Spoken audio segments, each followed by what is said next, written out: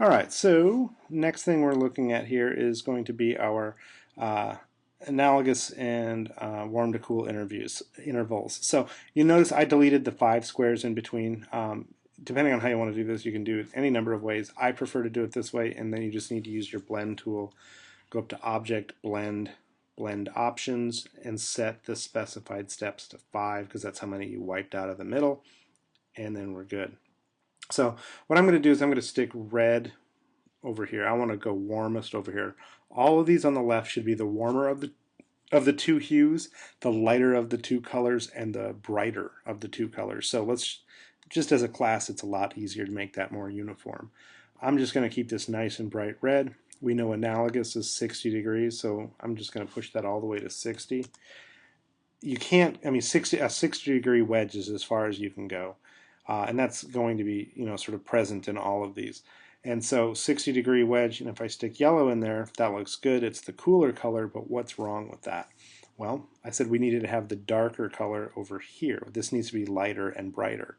This one is the same brightness, but it's also a lot lighter. So I'm going to desaturate that, really dull it down. I'm going to make it pretty dark. And then from there, I can make my blend, and it's good. Warm to cool, I'm going to grab, I'll just use the color that we have. Okay, so far that looks good, but again, the value needs to be considered. We need to come in here and probably darken this one down, probably dull it down so that it's duller and darker. Drag that in there, and boom. There we go. So both of these are surprisingly similar. The yellow is actually, when it goes dull like that, it looks pretty green, but here, let's try it at a slightly different color on that side, just so it doesn't look quite as similar. Okay, let's go. There we go. Okay, so now we've got warm to cool. And then you just repeat that for each of these. Analogous interval, working with the 60 degree here, 60 degrees down here, and then warm to cool, same kind of thing.